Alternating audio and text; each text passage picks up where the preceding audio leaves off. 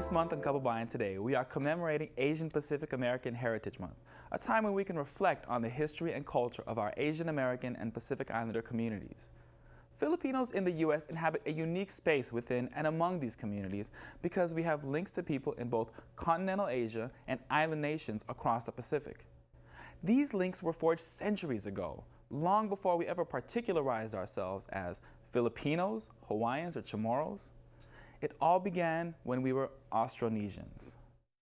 Beginning as early as 10,000 BCE, peoples began to migrate southward from either southern China or Taiwan to the Philippines, and then further southward to Indonesia and Malaysia, and then far, far westward to what is now Madagascar, and even farther eastward to the farthest reaches of the eastern Pacific Ocean.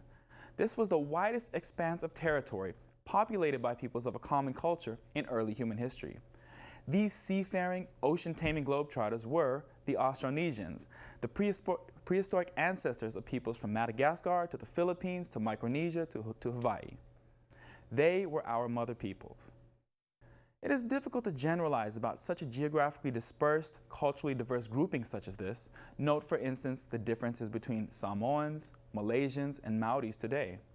But Austronesians did seem to share a few things in common, including sophisticated, orally transmitted religions that were expressed through ancestor worship, animism, and shamanism, comparatively egalitarian gender orders that appreciated and often venerated rather than suppressed women, rich artistic traditions, one manifestation of which was intricate forms of tattooing.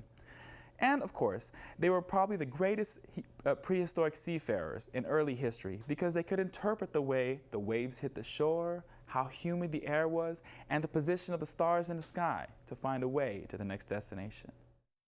Much of this may sound familiar to our Kababayan Today viewers who are aware of the culture of the pre-Hispanic Filipinos. Babaylanes as female shamans, Visayan raiders with bodies so covered in tattoos that the Spanish called them pintados, or painted ones. And of course, the base unit of Philippine administration today is the barangay, which was a name for a type of boat.